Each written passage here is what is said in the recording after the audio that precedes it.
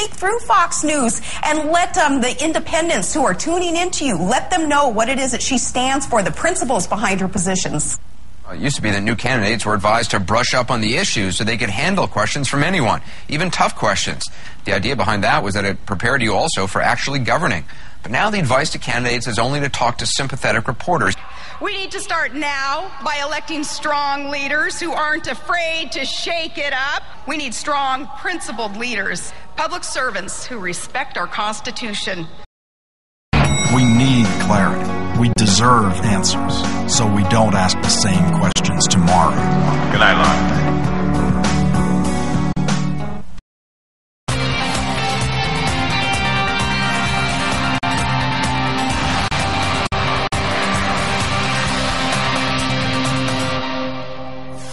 In tonight's Spotlight, less than a week after saying how much she would enjoy being ignored by the media, Sarah Palin, the most recent losing vice presidential candidate who will never be president, sat down for a television interview with Pat Robertson's Christian Broadcasting Network, one in which she slammed the Obama administration's handling of the crisis in Egypt. Here's what she said to CBN. Not real enthused about what it is that is being done on a national level from D.C. in regards to understanding all the situation there in Egypt. And in these areas that are so volatile right now, because obviously it's not just Egypt, but the other countries too, where we are seeing uprisings, we know that now more than ever, we need strength and sound mind there in the White House. We need to know what it is that America stands for, so we know who it is that America will stand with. And we do not have all that information. Palin's interview came after she spoke Friday night at the California ranch formerly owned by President Reagan. During those remarks, she lashed out at the White House on economic policy and green jobs. This is not an economic policy. It's not an energy policy. This is diversion, and this is social engineering. My fellow Americans, this is not the road to national greatness. It is the road to ruin. Joining me now, Palin translator Alex Wagner, White House correspondent for Politics Daily.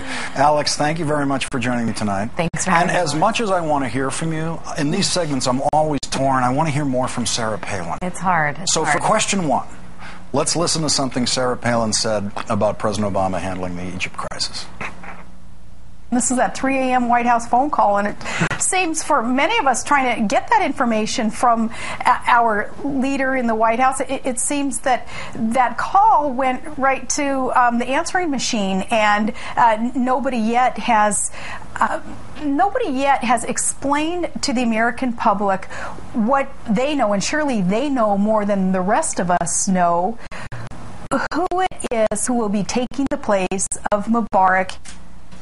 All right. I just want to repeat that last line. Surely they know more than the rest of us know who it is who will be taking the place of Mubarak. She seems to have a religious faith in the ability of the CIA to know everything and predict the future, right?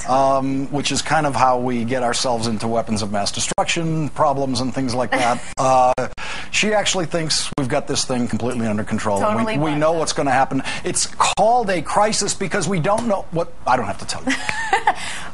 Yeah, and she apparently thinks that American citizens can call 1600 Pennsylvania Avenue at 3 in the morning and get the president on the phone. I mean, this is, I think we all acknowledge, a worse. She thinks there's an answering machine there.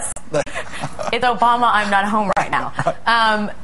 This is a wide-scale public protest that, for all intents and purposes, does not have a figurehead. The idea that somehow there's going to be a velvet curtain that drops, and we're going to find out that Mark Salter, author of presidential memoirs, in charge of this whole revolution, has been fomenting chaos in Egypt. I mean, it's totally preposterous. But I think it speaks to Sarah Palin's idea that this is all part of a vast liberal conspiracy against her and the common sense conservatives who want to just know how the government works and want a more transparent, smaller, lowercase g government. I got a lot of questions about the Muslim Brotherhood. That's a new thing for me. It's not a subject I was an expert on, a few weeks ago. Sarah Palin's thought about it. Let's listen to what she has to say about the Muslim Brotherhood. who's going to fill the void? Mubarak, he's gone one way or the other. You know, he is not going to be the leader of Egypt. That's a given. So now the information has to be gathered and understood as to who it will be that fills now the void in the government. Is it going to be the Muslim Brotherhood? We should not stand for that or with that or by that. Any radical Islamists, no, that is not who we should be supporting and standing by. So we need to find out who is behind all of the turmoil and the revolt and the protests, so that good decisions can be made in terms of who we will stand by and support.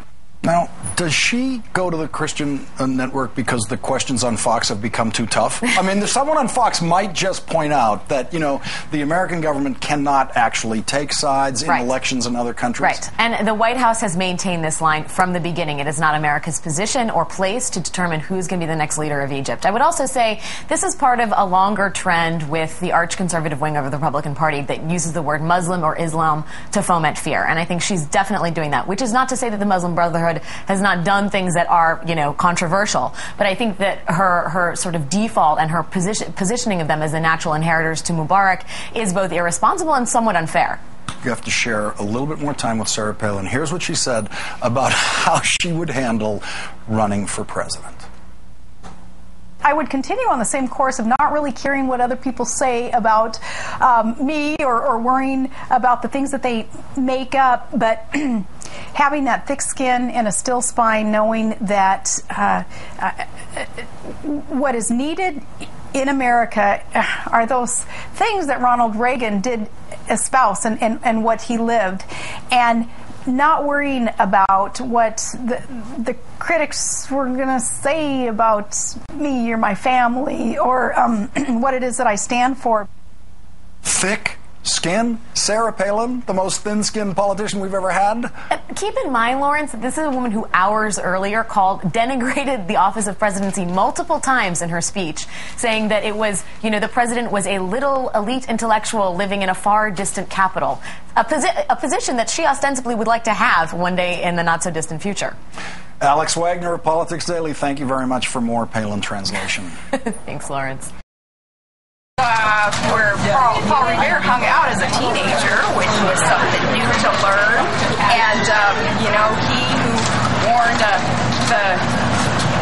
British that they weren't going to be taking away our arms by ringing those bells and making sure as he's riding his horse through town to send those warning shots and bells that we were going to be secured and we were going to be free. We were going to be off. The lamestream media jumped all over Palin on the technicality that Paul Revere never rang any bells or fired any warning shots. Well, that doesn't mean Palin wasn't raising awareness of history. Without her, no one would have checked into what actually happened. To prove Palin was right all along, her supporters went on Wikipedia this weekend and edited Paul Revere's page to accurately reflect her version of the story. Unfortunately, the hardcore fact addicts at Wikipedia have undone the changes and locked Paul Revere's page, which is why I want all of you to go to the Wikipedia page for bells and make sure it reads, bells used by Paul Revere to warn the British that, hey, you're not going to succeed in taking our guns, USA, USA.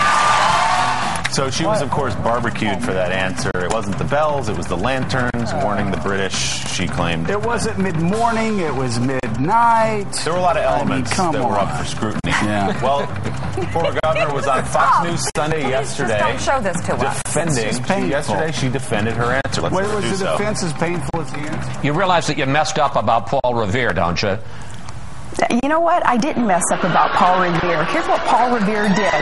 He warned the Americans that the British were coming, and they were going to try to take our arms. Part of his ride was to warn the British that were already there that, hey, you're not going to succeed. You're not going to take American arms. You are not going to beat our own well-armed persons, individual, private militia that we have. He did warn the British. And in a shout-out, gotcha type of question that was asked of me, I answered candidly and I know my American history. There you go. So it was a gotcha question. That cannot be a gotcha. She called it a gotcha question. So Palin was right. There actually were hobbits that night hating Paul Revere. Stop it. Is that right? That's correct. Is that correct? She called it a gotcha question. I'm going to repeat it. What have you seen so far today, and what are you going to take away from your visit? Everything's a gotcha question with her, isn't it? What newspapers do you read? You spent some time with the former governor. Have you ever had sex? I mean, everything's a gotcha question. Not everything, just the ones where her answers aren't good. Perhaps we are not properly educating our youth in the exceptional nature of America. It's worrisome because this belief in American exceptionalism is something that every new generation has got to make its own if we expect our republic and our liberties to be secure and to live on. For America to survive, we have got to pass this on to that next generation, to the young kids who are here, to the students. You know, this real America, does it exist, John? Well, in terms of real American and exceptionalism, look, the most basic thing that people can do in support of a democracy is vote. And we take our votes very seriously. The people of Alaska voted for Sarah Palin, and Sarah Palin quit. Exceptional people don't quit. And I seriously tell my kids this probably 2 or 3 times a week. It's better to lose than to quit. So she can sit there and she can talk about being exceptional. She can talk about better of America. If she were a better person, she would have stood and fought. She chose to check out and to do it to make money. I've got no problem with making money, but that's what she is. She's a reality I star. have a different observation, though. He hears what's going on. That speech, the first 20 minutes, was every vapid cliche strung together. It was complete, almost nonsense. She's extra sassy these days, too. Yeah. She's winning. All her mama Grizzlies are winning. And they're busting through that glass ceiling. And the mama Grizzlies are going to Washington, and they're going to flip your picnic table, Dave. You know what I noticed on Fox News last night, though, is on Fox News they address her as Governor Palin, which is like calling me Dairy Queen employee.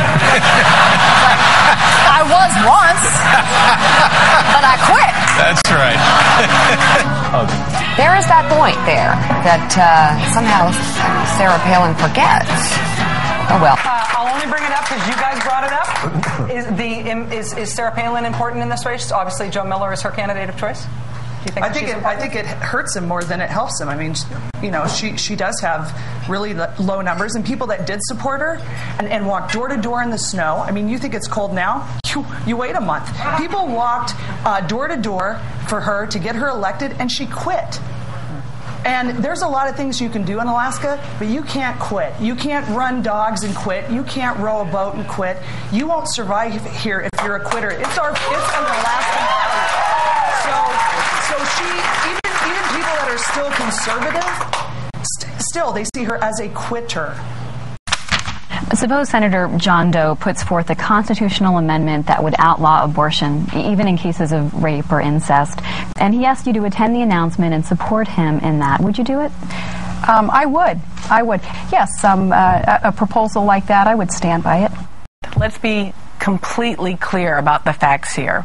There is no place in the world and no time in history where restricting women's reproductive rights makes a people or a nation more free or more equal.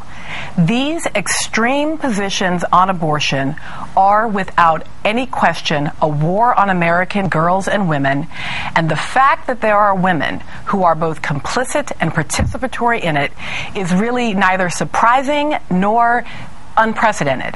It has always been true, and it is incredibly important that we recognize that despite the fact that we can be very proud of these women and as politicians, that the question is, how do women as citizens fare on the other side of them either being elected or not elected?